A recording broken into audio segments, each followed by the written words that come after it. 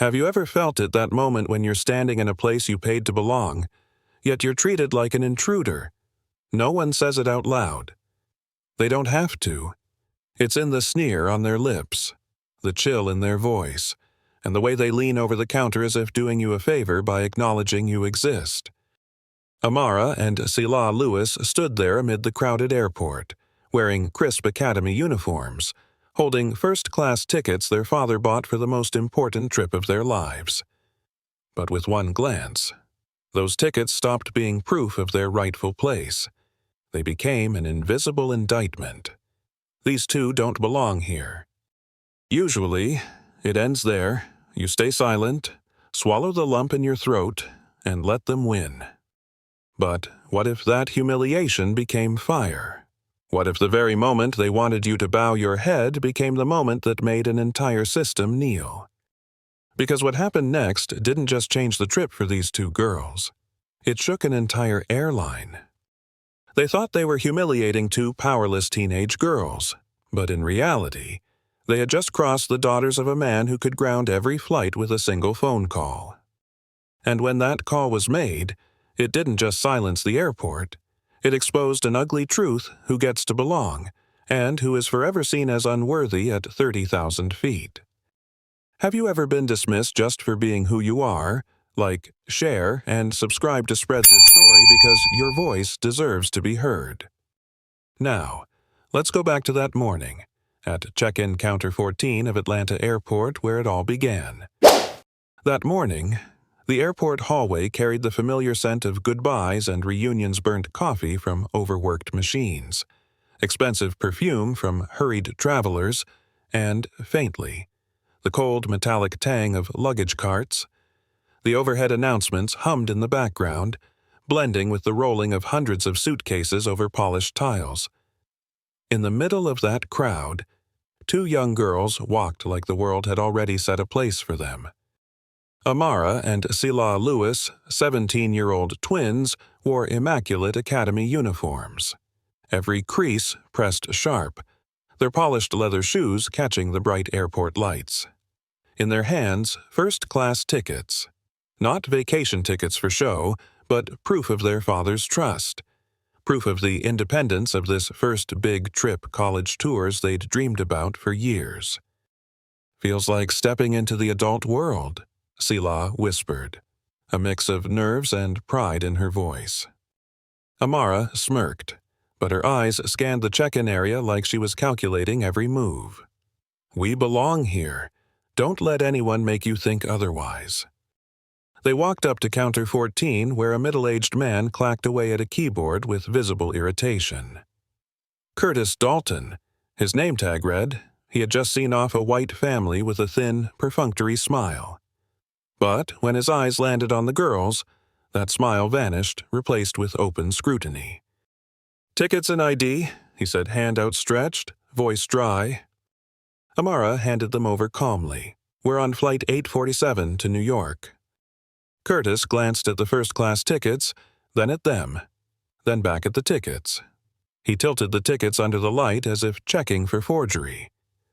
"First class, huh?" His voice stretched the words, heavy with unhidden suspicion. "Where'd you get these?" Sela frowned. "Our father bought them directly from the airline's website." He grunted, said nothing, then disappeared into the back room, taking their documents with him. Amara and Sila stood there, under a mix of pitying and condescending stares from the people in line. 15 minutes dragged like an hour. When Curtis finally returned, he set 2 new tickets on the counter. "There was a system error. You've been moved to economy." Amara picked up the new tickets. "But our father booked first class." Curtis leaned forward, lowering his voice just enough to make sure everyone could still hear listen. "Some people need to understand that not everyone belongs in first class. Be grateful you're even flying." The words cut like a blade. Sila's fists tightened. Amara placed a hand on her sister's shoulder, grounding her. She inhaled, steadying her voice. "I'd like to speak to a manager." "The manager's busy. Curtis smirked. Go ask at gate 32. They took the downgraded tickets and walked away in heavy silence. But in Amara's eyes, a fire had already been lit. Atlanta thinks they've put us in our place, she murmured to Sela. But this is just the beginning. The air around Counter 14 turned thick as Curtis dropped his next words, clear and deliberately loud enough for everyone to hear. First class isn't for people like you. It wasn't just a denial. It was a public sentence, stamped across their foreheads under the watchful eyes of strangers. Sela felt her ears burn like she'd been slapped in front of the crowd. Amara froze, as if someone had just sucked the air out of her chest. In that moment, the 17-year-old wasn't just a girl at an airport. She became a symbol for every time someone was told, wordlessly or otherwise, that they didn't belong. Curtis didn't look away, as though waiting for them to snap a scene, an outburst so he could label them disruptive passengers. Sela opened her mouth to speak, but Amara's hand pressed gently against her arm. She drew in a long breath, forcing the rage down deep, and when she finally spoke, her voice was so calm it startled even her. Then we'll call our father. No trembling, no pleading, just a deadly, unnerving calm. The whole area seemed to freeze. The chatter behind them died instantly. Curtis looked up, and for a split second, Amara's unwavering stare wiped the smirk off his face. Then he laughed short, hollow, without humor. Call whoever you want, but you're not flying first class today. He tapped a few keys, then slammed their downgraded tickets back on the counter. Economy. Seats at the back of the plane. This is where you'll be sitting. Enjoy your flight. Amara stared at the tickets like they were evidence of a crime. Sela glanced around, catching a few approving nods as if the downgrade was justified. A white man in a suit whispered to his wife, just loud enough for Sela to hear. Kids these days think they can buy their way into anything. Heat climbed up Amara's neck, but her voice stayed steady. I want to speak to a manager. The manager's busy, Curtis repeated, colder this time. If you've got a problem, take it to gate 32, or don't. They'd swallowed insults before, but this wasn't just about a seat. This was a public attempt to erase their worth. Sela tugged at her sister's sleeve. Amara, let's just go. Amara nodded, but her gaze never left Curtis. She snatched the tickets, her hand trembling only slightly, and turned away. Fine, but this isn't over. Her words were soft, but loud enough for him to hear. They walked in silence, but inside, Amara was already planning. The hallway to security felt longer than ever. Each click of their polished shoes echoed like a war drum. Every step was an effort to swallow the bile rising in their throats, to keep from spinning around and shouting at the man who had just told them their worth belonged at the back of the plane. Sela walked close beside her sister, eyes fixed on the floor tiles, as if avoiding every gaze. Amara kept her shoulders square, but Sela knew every muscle in her body was wound tight. Amara, Sela whispered, barely audible. Is it worth it? It's just a seat. Amara didn't answer right away. She inhaled, holding the breath like she was trying to rearrange the world inside her chest. No. Sela, she said finally, her voice low but firm. It's not just a seat. It's the place they think we belong. Sela looked up at her sister. That sentence landed heavier than any insult. Behind them, whispers still floated small, sharp comments meant for them to hear. Strangers who didn't know their names, didn't know what they'd accomplished, yet felt confident deciding they didn't belong in first class. Amara clenched the downgraded ticket in her hand, the paper edge biting into her skin. A reminder, don't forget. They passed through the glowing duty-free shops, the cheery music and bright lights mocking them. The world kept moving, families buying souvenirs, businessmen glued to their phones, couples laughing while the sisters carried a silent war no one else cared to see. Amara knew people would say, Just let it go. Don't make it a big deal. But some things can't be let go. Every silence is acceptance. She turned to her sister. Sela, if you want to go back, I'll call Dad to reschedule, but I'm not letting this slide. Sela stared at her for a long moment, then nodded softly. She didn't need to say it. Amara knew her sister was learning to hold the fire too, even through the fear. Ahead, the long security line came into view. Amara drew a deep breath.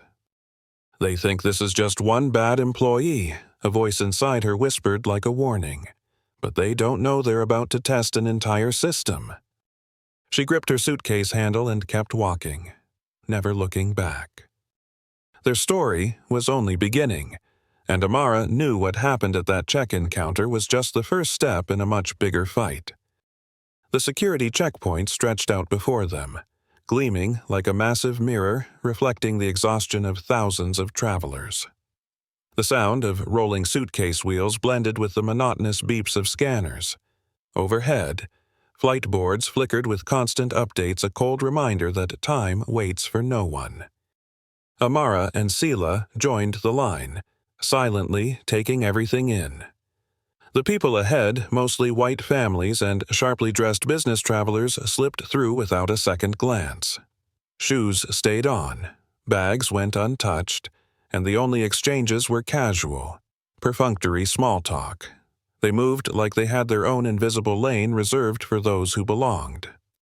Sela pulled her backpack closer, whispering, "Do you think what happened at the ticket counter was just that guy, or—" Amara cut her off with a slight shake of her head, her eyes fixed on the line ahead.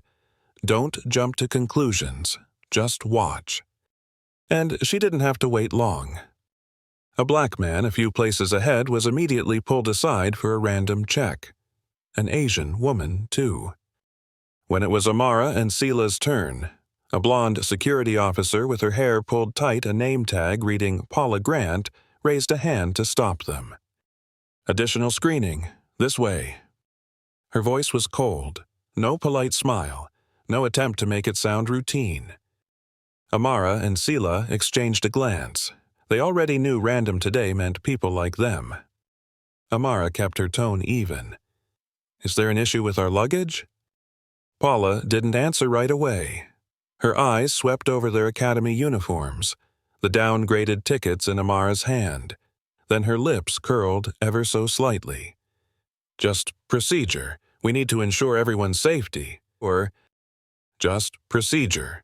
A phrase meant to shut down any argument before it began.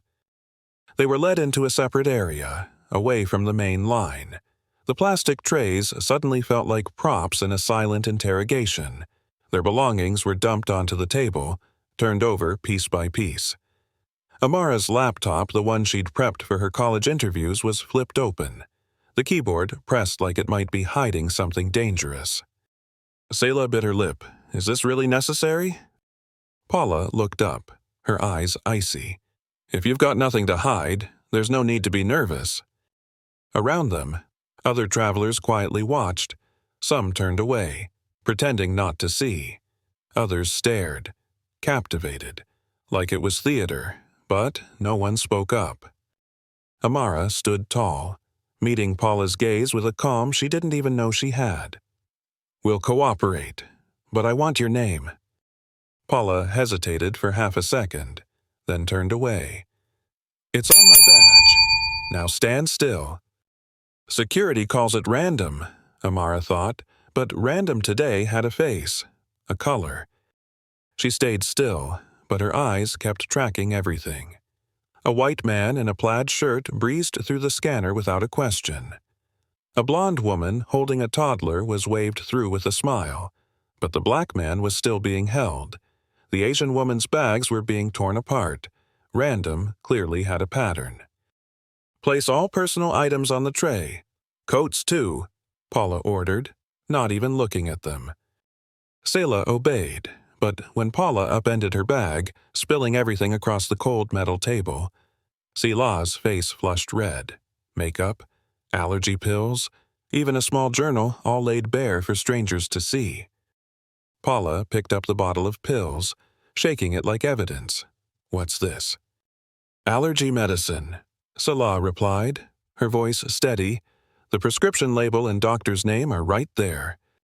Paula ignored her, setting it aside and rummaging through Amara's bag.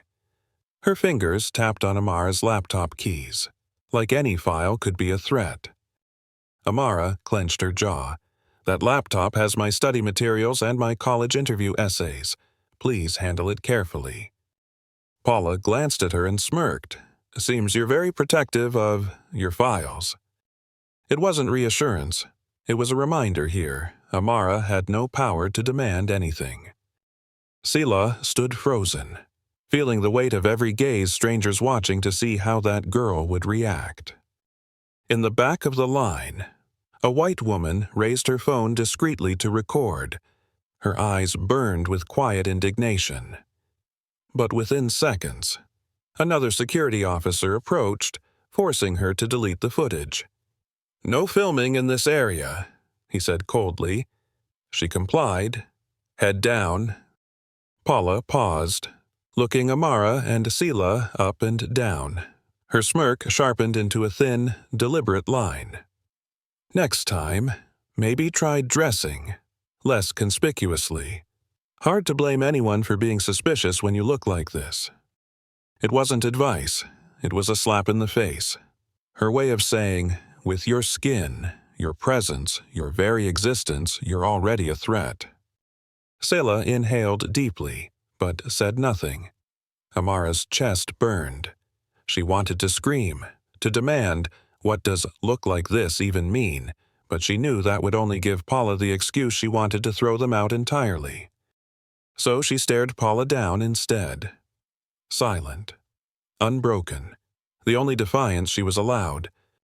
Eventually, Paula tilted her chin toward the exit, a wordless dismissal.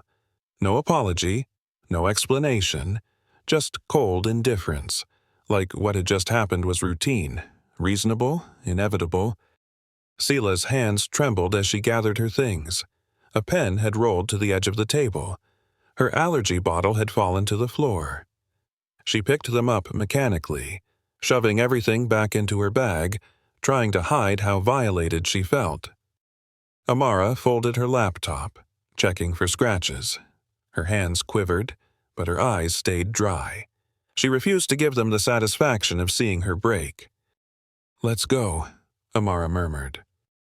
The sisters pulled their suitcases along the polished floor, the wheels clattering against tile.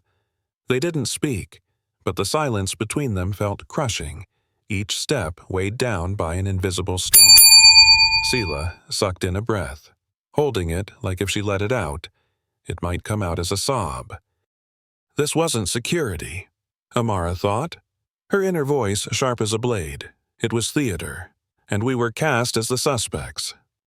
They stopped near a cluster of empty seats, away from the crowd. Sela turned to her sister, her eyes red. "I hate this. I hate how they make us feel like we're nobody." Amara met her gaze. "Who you are isn't up to them." Sela shook her head. "But they want it to be, and everyone around us lets them." Amara didn't answer right away.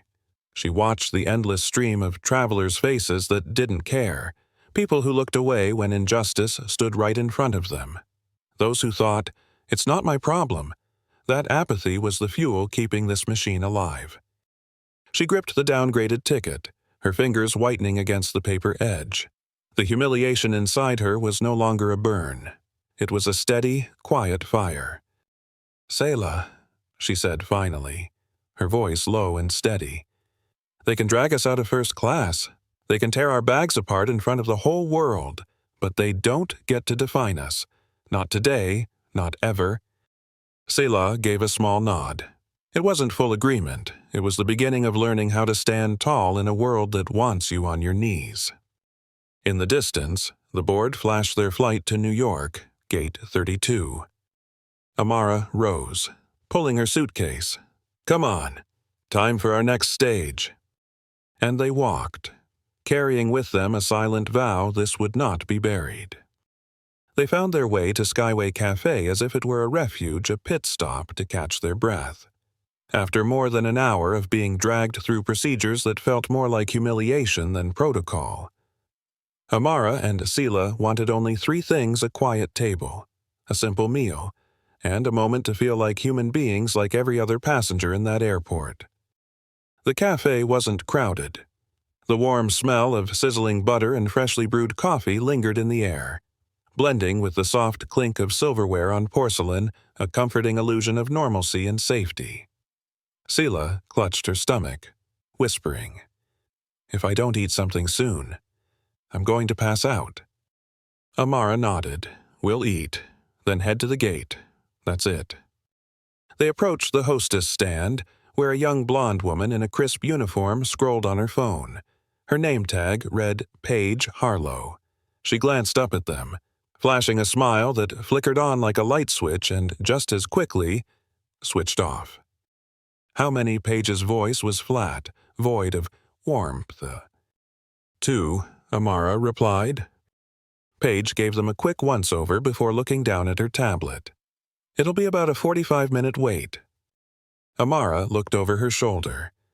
Rows of empty tables stretched across the cafe, leather booths untouched, chairs perfectly aligned. She frowned. "But there are plenty of open tables." "They're reserved," Paige said without looking up. Sela whipped out her phone, scrolling quickly through the cafe's website. "It says, here, you don't take reservations." Paige paused, eyes flashing with irritation. "The website hasn't been updated." Her tone slammed the door on the conversation. Amara drew in a deep breath, keeping her voice even. "We just need a quick bite. Our flight's about to board." Paige shrugged. "Can't help you." Right then, a middle-aged white couple rolled in with their carry-ons. Paige lit up. Her face brightened. Her tone lifted half a key. "Welcome party of 2 right this way." Amara and Sela watched as Paige guided them to one of the so-called reserved tables, pulling out chairs and laying down menus with all the attentiveness she hadn't given them. Sela turned to Amara, her eyes blazing. "Did you see that?" Amara nodded slightly, staying quiet. Inside her, the puzzle pieces were snapping into place: the ticket counter, the security checkpoint, and now this cafe. No one said it out loud. They didn't need to. Every action carried the same message: you don't belong here. The narration wrote itself. Even hunger, that day, had to wait its turn behind privilege. Hunger had a color, and that day it wasn't theirs. Sela gripped her backpack strap. "Let's go somewhere else. I'm not begging to eat here." Amara nodded, but before turning away, she fixed Paige with a look not pleading, not desperate, but deliberate. She was etching every detail into memory. This wasn't just a meal denied, this was evidence. Amara remained standing there for a moment, staring at the empty tables Paige had called reserved. That 45-minute wait replayed in her head like a cruel joke. "Excuse me," Amara said, her tone controlled but clear. "Your website states seating is first come, first served. We were here first, and our flight is boarding soon. I don't think we should have to wait that long." Paige finally looked up, her eyes hard as steel. Whatever veneer of customer service she'd been holding evaporated. "The website hasn't been updated. If you don't like it, find somewhere else." Sela exhaled sharply. "We didn't do anything wrong. We just want to eat like everyone else." "And I told you. You can't," Paige said. Her words clipped like a slap. "I don't have time for this." The reply hit like an open-handed insult. Amara could feel the stares of others in the cafe. Some averted their eyes, pretending they hadn't heard. A man in the corner shrugged, as if to say, "Not my problem." But Amara knew everyone there understood exactly what was happening. As Amara reached for Sela's hand to leave, a soft voice cut through the tension. "Miss?" They turned. A Latina woman in her 30s stood behind the counter, wearing a server's apron. Her name tag read Rosa Jimenez. She stayed partially hidden behind the counter, her eyes full of quiet empathy. Here. She slipped a small business card into Amara's hand. Amara blinked. Rosa leaned in slightly, speaking just loud enough for the sisters to hear. "If you need a witness for what just happened, I saw everything." Amara's lips parted, but before she could reply, Rosa was gone back to pouring coffee for another table, blending into the hum of the cafe like she'd never spoken. Sela's voice was a whisper. Did she just— "Yeah," Amara said quietly, her tone firm. "Sometimes, truth doesn't need to be shouted. Sometimes it comes in small pieces, a witness who chooses to stand on the right side." Paige had already returned to her tablet, acting as though they no longer existed. To her, they were nothing more than an inconvenience and interruption easily dismissed. Amara clenched the business card. "Let's go." Sela followed in silence. They left Skyway Cafe, left behind the empty tables labeled reserved, the cold stares of onlookers who chose not to intervene. But they carried something more valuable than a denied meal, proof that what they'd experienced wasn't imagined. Sometimes, the quietest witness becomes the loudest voice when the time comes.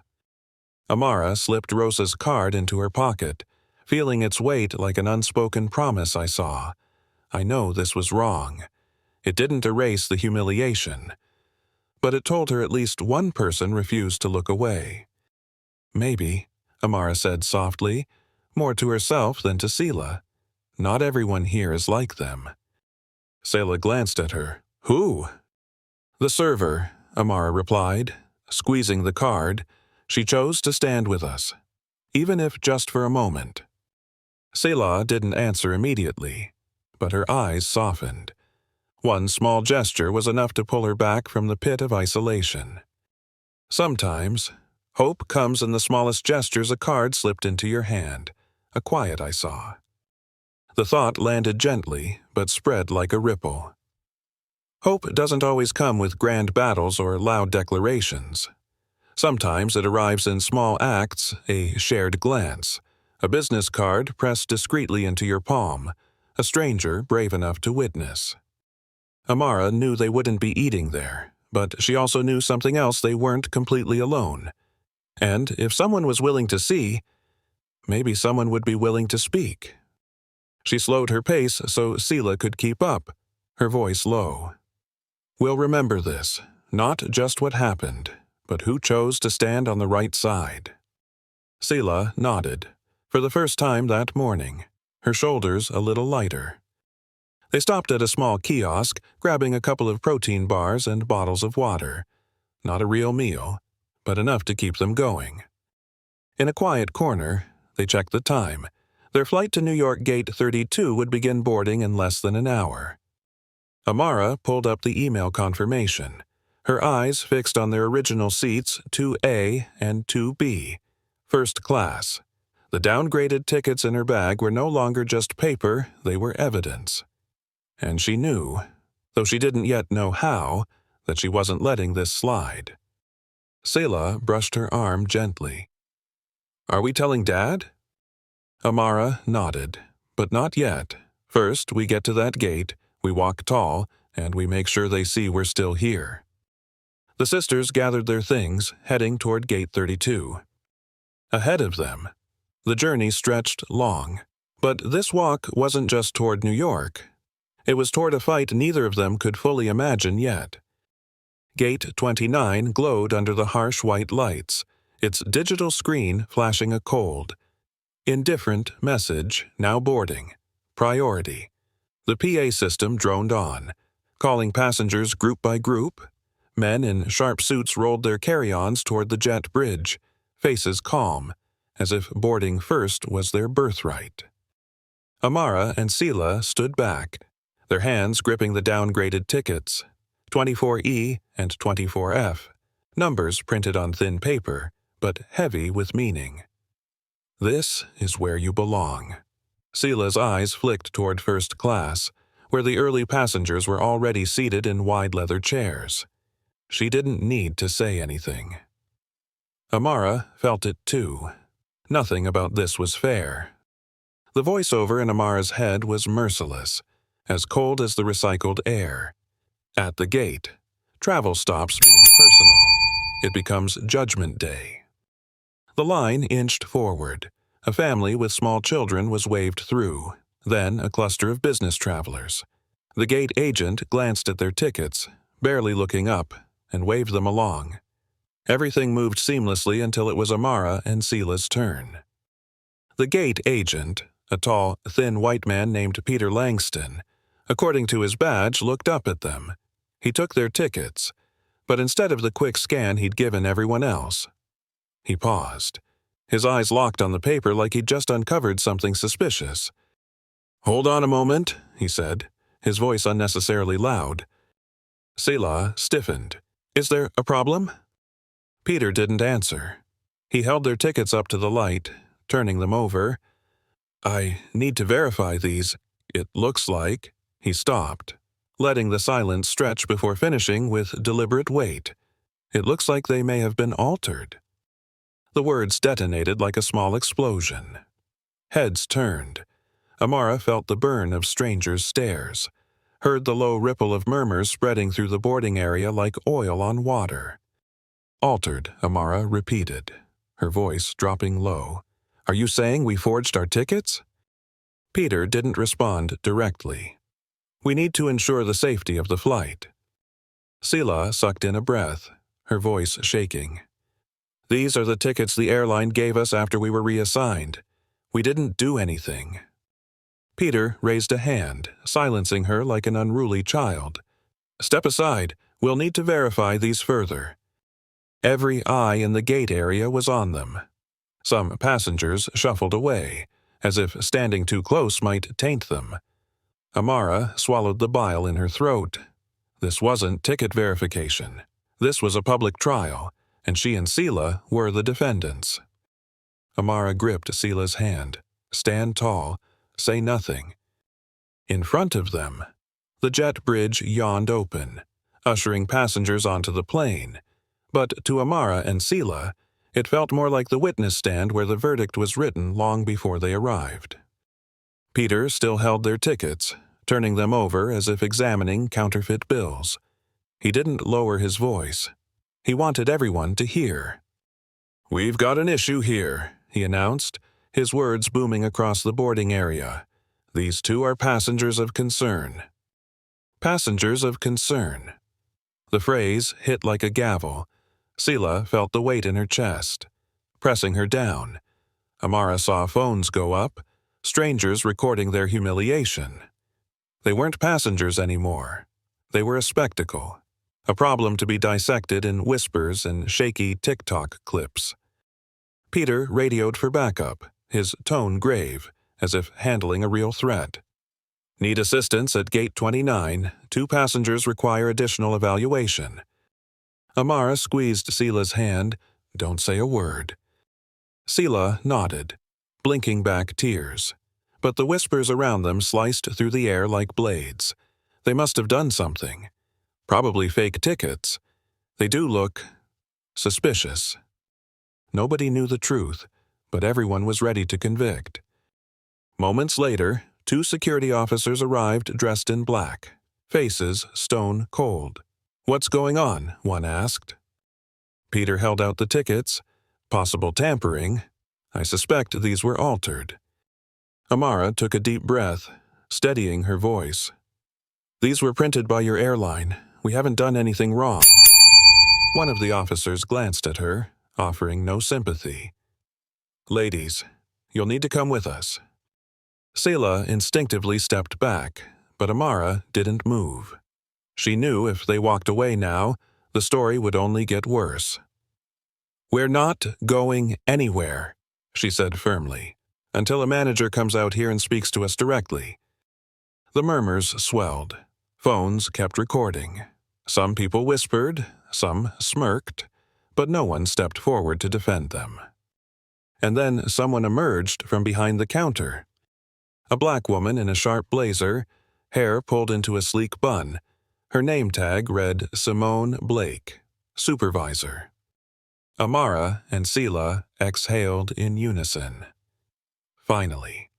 Someone who might understand, finally. Someone who might see them as more than a problem. Simone stopped in front of them, glanced at the tickets, then at the sisters. For a brief moment, Amara swore she saw understanding in Simone's eyes, but it vanished as quickly as it came. "Just cooperate, girls." Simone's tone was cold, almost scolding.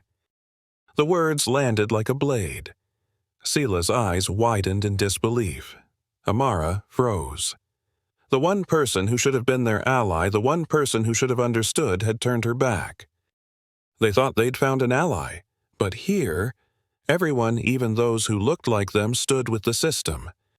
Sela dropped her gaze, whispering, barely audible, even she, "Doesn't believe us." Amara said nothing. She feared that if she spoke, her words would come out as a scream. The ticket in her hand was crumpled now, crushed beneath her grip. She looked at Simone Blake, the woman they thought would be their anchor, their natural ally in this sterile battlefield, but Simone wouldn't meet her eyes. She was busy conferring with Peter and the officers, her tone low but decisive. When the face of the system looks like yours, betrayal cuts deeper. The thought stabbed through Amara, bitter and sharp. Being humiliated by strangers hurt, but being abandoned by someone who should have understood, that was its own kind of wound. Sela tugged her sleeve. "Amara, what do we do? They're not going to let us on." Amara inhaled deeply. In her mind, the entire day snapped into a single pattern: the ticket counter, the security checkpoint, the cafe, and now this gate. This wasn't a series of isolated incidents. This was a system working exactly as designed, pushing them out, slotting them into the place it believed they belonged. "We're not fighting them here," Amara said quietly, only for Sela to hear, but we'll remember. Every face, every word. Sela stared at her, fear and faith swirling in her eyes. Amara had learned that sometimes the strongest response wasn't to shout, but to remember, to prepare for a bigger fight. Simone turned back, her voice clipped. "You'll wait outside the boarding area until further instructions. Do not cause a disturbance." Amara nodded, but her eyes weren't the eyes of someone defeated. They were the eyes of someone who had seen the system's true face and refused to be broken by it. They stepped back toward the waiting area. Phones were still recording. Amara opened her own phone not to pass the time, but to document. She typed quickly names, times, words spoken, even expressions. Evidence wasn't just photos and video, it was every detail, written like a deposition for the day justice would call it up. Sela leaned against her shoulder. "Do you think it'll get worse?" Amara didn't answer right away. She stared out the window at the plane to New York. "Maybe," she murmured. But they don't know who they're dealing with. On the gate screen, the words changed: now boarding, economy. But for Amara and Sela, that jet bridge was no longer just an entryway onto a plane. It was a battlefield, and whether they chose it or not, they were about to make the system look at itself. They were pushed out of the boarding line like unwanted luggage. A security officer pointed to the seats along the wall. His voice clipped, "Sit there, wait until further notice." It wasn't a suggestion, it was an order.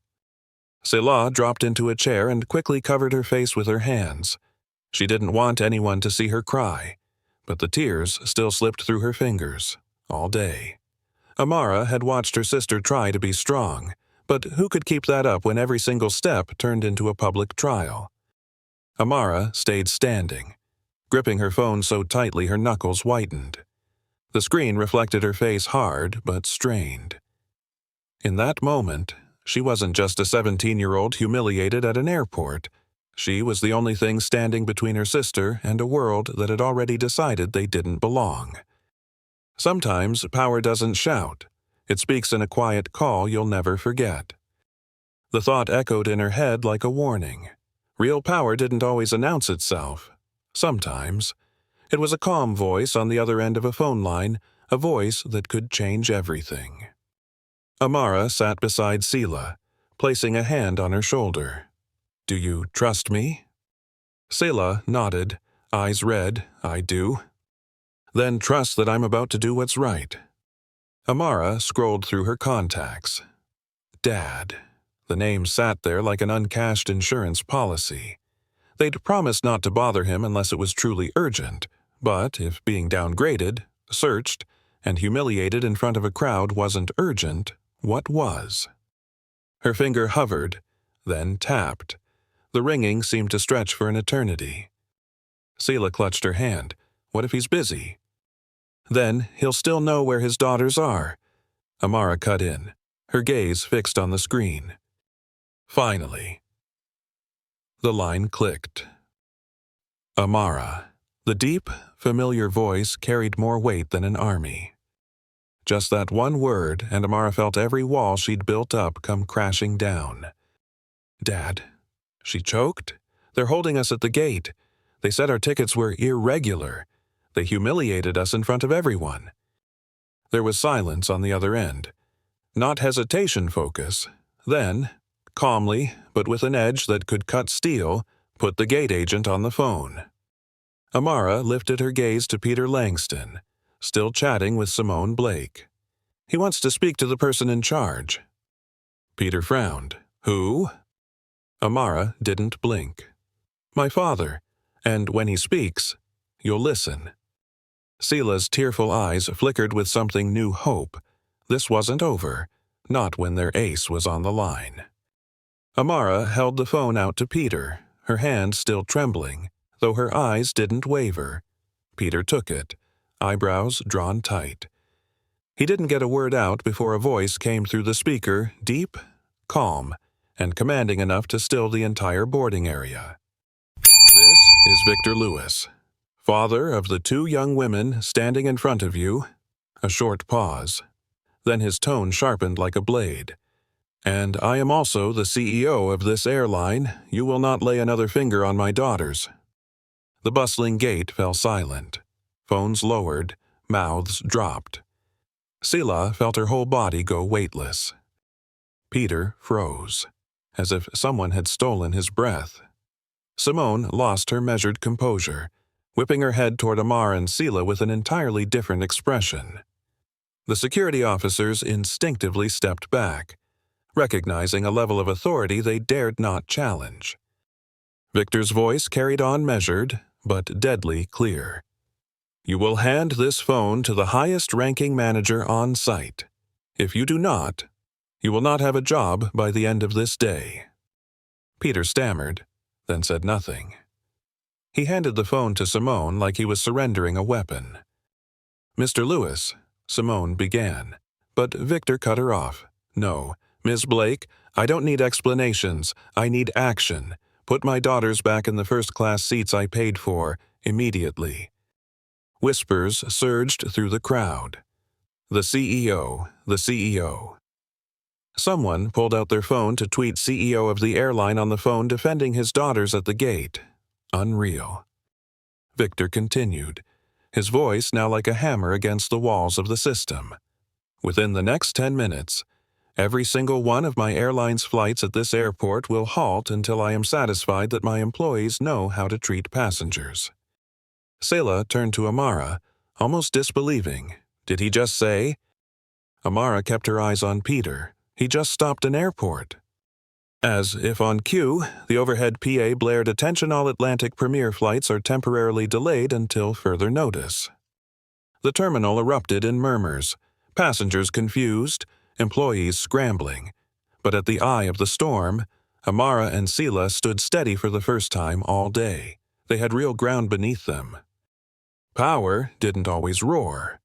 Sometimes it was just a low, steady voice on the phone and a single decision that made the whole world go still.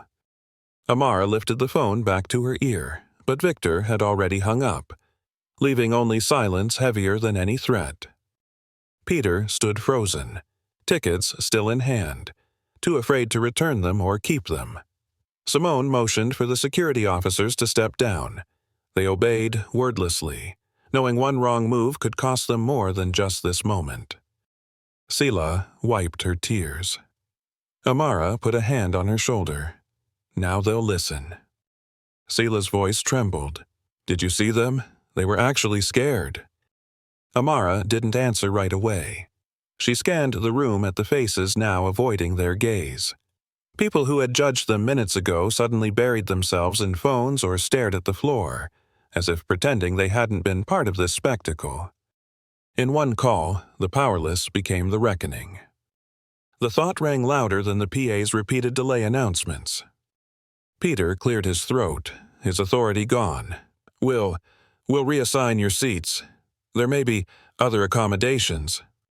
Simone didn't even look at him. They will sit in the seats they originally paid for. Amara saw the shift in Simone's eyes. No longer detached, no longer an agent of the machine. She had brushed up against a power line and understood what it could do. Staff scurried, phones glued to their ears. Another manager appeared, ushering the sisters toward the airline's luxury lounge. To resolve this privately, he said, his voice now syrupy soft. Sela hesitated. Do you think we should go? Amara nodded. We go. But remember, this isn't over. They walked past the boarding gate that had been their public courtroom. Every eye followed, some ashamed, some curious, some even admiring. They weren't passengers of concern anymore. They were the epicenter of a storm. Sela leaned into Amara as they stepped through the glass doors to the lounge. I've never heard Dad do that. Amara gave a small smile, though her gaze stayed distant. That wasn't just Dad. That was a reminder power isn't something people hand you. It's something you take back when no one else will give it. The lounge door closed behind them. Outside, the airport was still shaking from one phone call that had brought the system to its knees. On the giant monitor in the airport's temporary command room, video tiles flickered to life one by one the faces of the airline's board of directors. The golden emergency meeting icon glowed in the corner, underscoring the tension audible in the sighs, the clinking of glasses against polished wood, the heavy silence between words. Preston Hale spoke first, leaning back in his chair, his expensive suit still crisp as if he were in his Manhattan office and not a crisis meeting. His voice cut like ice. Victor abused his authority, shutting down every flight over a personal matter completely unacceptable. He needs to be removed. In boardrooms, morality often loses to money, but not that night. A few heads on other tiles nodded. Preston wasn't just a major investor, he was a man who knew how to weaponize the board's deepest fear, losing money. Stock will plummet. Another member chimed in. The press will tear us apart. I've already received messages from partners reconsidering their contracts with Atlantic Premier. Exactly. Preston pressed on, riding the wave he'd stirred. We need to send a strong message to the public and our investors that this airline is run by people who put the company before their personal feelings. I propose we suspend Victor Lewis pending investigation. A murmur of weak agreement followed. Heads nodded, not out of conviction, but because they felt cornered. But not everyone stayed silent. On another tile, a woman's voice cut through. And what about morality? Preston. What about the reality that our employees dragged two 17-year-old girls through the mud just because they didn't look like they belonged in first class? It was Eleanor Kim, chair of the ethics committee, one of the few who dared say what no one wanted to hear. Preston didn't blink. Eleanor, we're not here to debate morality. We're here to protect a multi-billion-dollar company from one man's impulsive decisions. Victor hadn't yet appeared. But Amara and Sela, though absent, lingered over the meeting like ghosts, making every argument heavier, every justification sound thinner. A pause stretched across the call. Each member stared at their own screen, wrestling silently with the same question. Was this really just about one CEO's impulse? Or was this a moment to decide which side of history they'd stand on? Before anyone could answer, the main screen flickered. A new tile appeared, Victor Lewis. Not in the perfect press-ready suit they expected, but in a rolled-sleeve shirt, the wall behind him cluttered with papers and data screens. He didn't greet them. He didn't need to. "Before anyone votes me out," Victor began, his voice even and unshaken, "you need to see exactly what you're defending." He tapped his keyboard. His screen share took over spreadsheets scrolling endlessly. Columns of red numbers screaming accusation. "This is our internal report of discrimination complaints over the past 5 years. Over 400 incidents. Most were never addressed. Many were deliberately buried."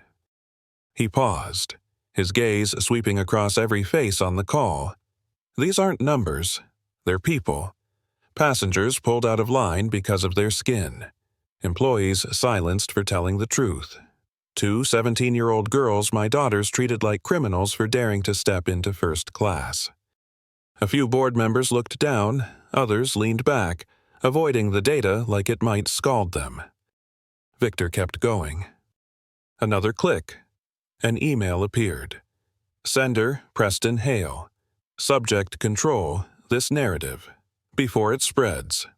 Cold, calculated instructions filled the screen. Suppress media coverage. Control information. Keep everything manageable. Victor's eyes locked on the camera. This is how he protects the company. Preston leaned forward, his tone brittle. "Victor, I don't know what game you're playing, but this is evidence." Victor cut in, his voice like tempered steel. "Evidence of how you've abused your power to bury a rotten culture." The room froze. One board member cleared his throat nervously. Eleanor Kim tilted her head, fixing Preston with an unflinching stare. "Mr. Hale, is this true?" "Ridiculous," Preston snapped, leaping to his feet, his face flushing red. "He's fabricating this to save his seat. And if you think you can smear me with this stunt—" "Victor," he stopped, too late to reel himself back. "I will destroy you. You and your daughters." The words echoed in the virtual room, captured by the meeting's automatic recording system. Victor didn't move.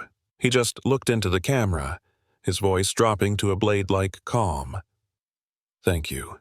Preston, that recording will be very useful." Silence. No one defended Preston. The wall of power he'd built around himself cracked wide open, and everyone knew the game had changed. For a long moment, no one spoke. Faces that regularly made billion-dollar decisions now avoided each other's eyes.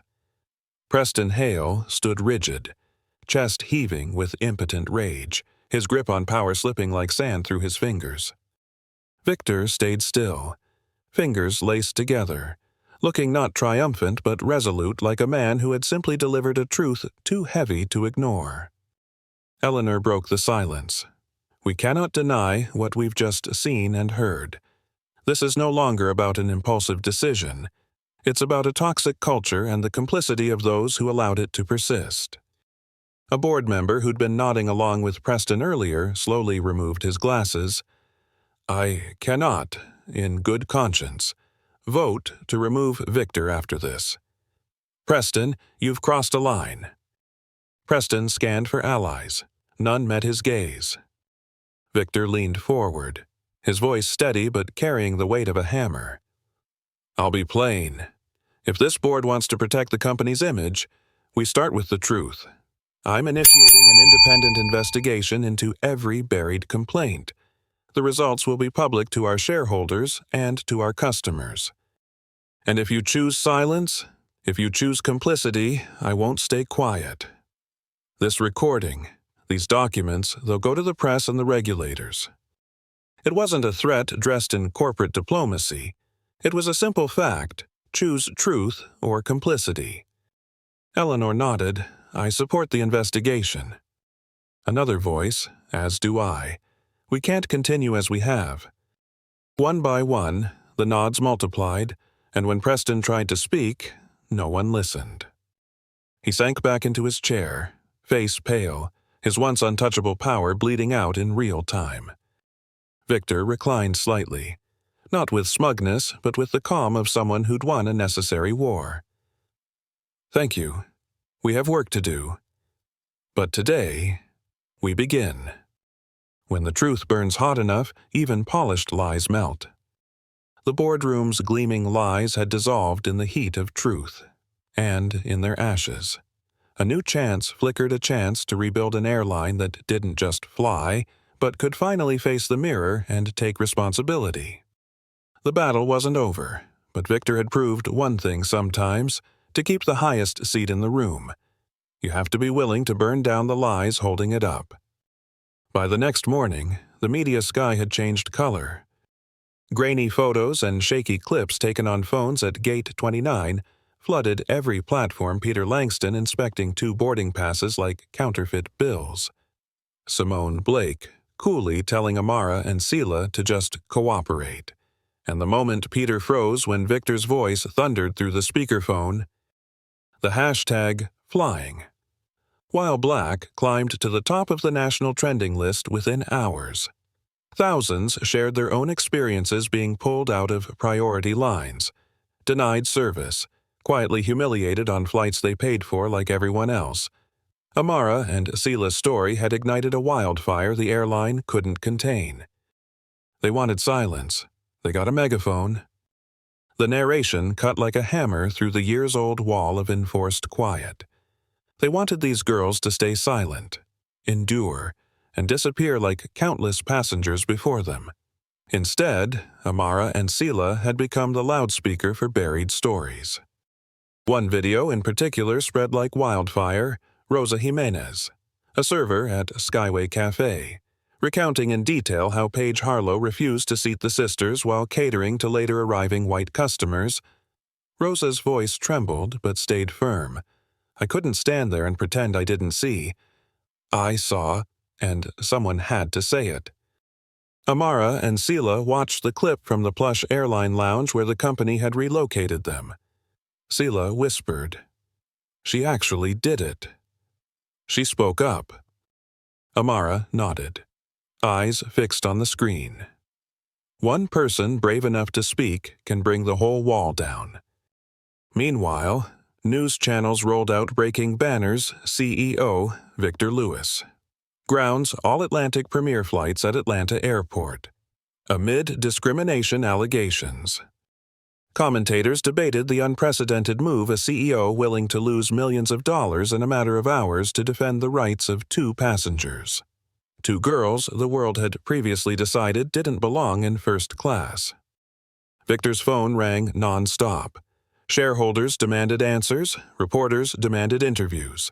But he issued only one statement replayed on every evening broadcast. "This isn't a crisis. This is an opportunity to do what's right." Amara scrolled through the hashtags, reading story after story like theirs appearing by the minute. For the first time in hours, she felt an unfamiliar current running through her power. "We're not just 2 humiliated kids at Gate 29 anymore," she said. "We're evidence. And now, everyone's watching." Outside, the airport still buzzed, but inside, the battle had broken out beyond Atlantic Premier's walls. It wasn't just their story anymore. It had become a rallying cry for everyone who'd ever been told they didn't belong. On the 17th floor of Atlantic Premier's headquarters, the IT room throbbed with keystrokes and urgent messages. Calvin Wu, the head of cybersecurity, scanned a flood of emails marked "Urgent, Handle, Atlanta Data." His face stayed calm, almost eerily so. He knew these directives weren't about protecting the company, they were about erasing evidence. A senior manager stuck his head in the doorway, voice tight. "Calvin, the board wants all internal records of the Atlanta incident deleted. Cameras, HR reports, everything. Do it." Calvin didn't look up. "That's evidence." "That's liability," the man shot back. "Do you want your career to end here?" Calvin's fingers hovered over the keyboard. He thought of the viral clip, Amara and Sela standing tall despite public humiliation.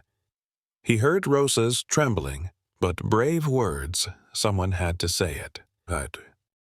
And he knew if he stayed silent, he was part of the machine. "I'm not deleting them," Calvin said firmly. "I'm archiving them, and if I have to, I'll send them to the press." The manager glared, but said nothing. Maybe he understood the storm was already bigger than any of them. Within hours, the files Calvin protected buried reports, recordings of staff admitting discriminatory behavior. Internal emails plotting to suppress the truth landed on the desks of major journalists. The news spread faster than any press release the airline could draft. By midday, Victor Lewis stepped off an elevator into a crowded press room. Dozens of microphones pointed his way, camera flashes strobing his face, but Victor didn't flinch. "Atlantic Premier failed," he said plainly. "We treated passengers with biases we cannot defend, and we will not hide it." Reporters erupted with questions. "Will you fire the employees involved?" Victor shook his head. "No. Firing doesn't change culture. Those who failed will enter mandatory anti-bias training supervised by civil rights organizations. During that time, their salaries will be redirected to a fund for victims of discrimination." A ripple of murmurs filled the room. It was a startling choice. No scapegoating. No human sacrifices.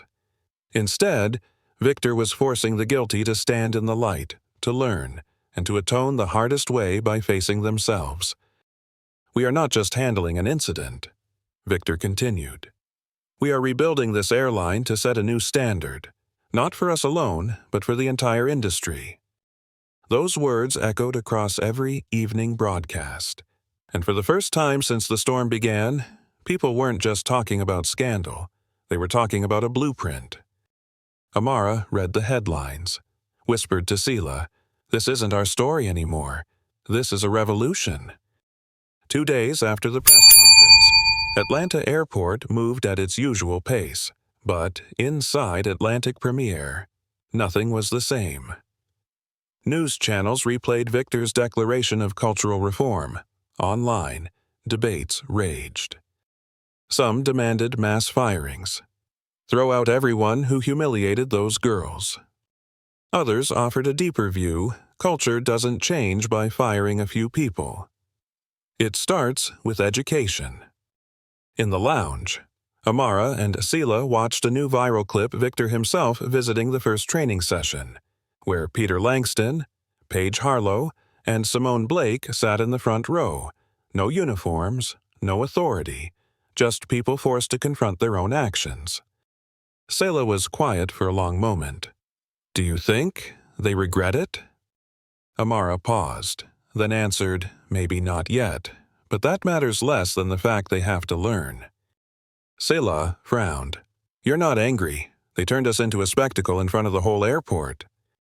Amara lifted her gaze, her eyes reflecting a maturity even she hadn't had days ago. "Of course I'm angry, but punishment doesn't change anything. Education does." "Punishment changes nothing. Education does." The narration followed like a breath. Justice is not revenge, it's repair. On the airline's internal message boards, staff reacted to the training, painful but necessary. "For the first time, I believe this company is serious." The buzz made one thing clear: the reform had begun, and it was making people uncomfortable in exactly the way it needed to. Victor also announced a new fund financed by the salaries of those found guilty to support victims of discrimination and provide scholarships for law students specializing in civil rights. When the news broke, Amara smiled softly. "Dad isn't just reacting, he's rebuilding." Sela rested her head on her sister's shoulder. "I never thought the worst day of my life could turn into this." Amara squeezed her hand. "It's not over, but at least now we know we're not just victims. We're part of the solution." Outside, Atlanta's sky was unusually clear. Like the airline itself, it wasn't free of its clouds yet, but it was clearing. And this time, it would be watched not just by a CEO, but by a community that had finally found its voice. A year later, Gate 29 was still there, still lit by the same white lights, still displaying the same impersonal digital boards announcing destinations and departure times. But for Amara and Sela, it was no longer the arena where they'd been dragged out and judged. It was proof of what had changed. They rolled their suitcases toward the boarding desk.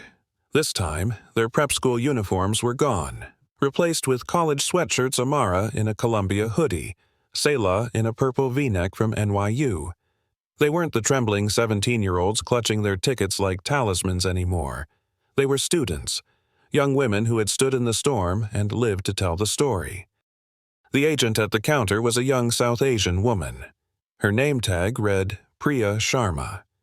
She greeted them with a smile, taking their tickets with a kind of polished warmth that was more than professional, it was human. "Good morning. First class to New York, correct?" Sela nodded, a small detail, but even that one question carried weight. No suspicion, no scrutiny, just acknowledgement.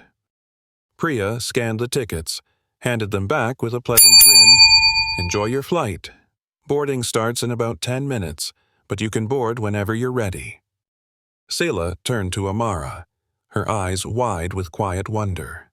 A year ago, at this very spot, they'd been labeled passengers of concern, pulled out, downgraded, put on display for public humiliation. Now, this very place welcomed them as the customers they'd always deserved to be. They walked the same path, but this time, the ground didn't fight them. The narration played in Amara's mind, making her slow her steps. It was true. The bricks underfoot were the same, the PA system droning flight updates. The faint smell of coffee mixed with metal, it was all the same, but this time, it didn't push back against them. Sela leaned lightly on her suitcase, whispering like she was reminding herself of a dream. "Do you remember how scared I was? I almost wanted to go back." Amara smiled, and we stayed, because if we hadn't, there wouldn't be a today. They looked out toward the runway. An Atlantic Premier jet waited, its new logo-stylized wings overlaid with colors representing diversity bright against the sunlight. The airline that once humiliated them now carried a promise of something different. Amara drew a deep breath, tasting the clarity of air after a storm has passed. "Let's go," she said, squeezing her sister's hand. And this time, as they approached the gate that had once slammed in their faces, it stood open wide enough not just for them, but for everyone who had ever been told they didn't belong. Inside first class, the cabin hummed with quiet calm, a world apart from the storm Amara and Sela had endured a year ago. Soft leather seats, gentle lighting, the faint aroma of fresh-brewed coffee. Priya Sharma appeared again, her smile unchanged. "Welcome aboard," she said, setting 2 glasses of water on their tables. "If you need anything, just let me know. You're special guests with us today." Sela glanced at Amara, smiling softly. "Special guests? I can't remember the last time anyone called us that here." Amara didn't answer. She looked out the window as the runway came into view, remembering, a year ago, this cabin was a witness to their humiliation. Today, it was proof they'd reclaimed their place. A soft murmur pulled Amara from her thoughts. Across the aisle, a little girl, maybe 8, kept glancing at them. Her hair was in small braids, her wide eyes curious.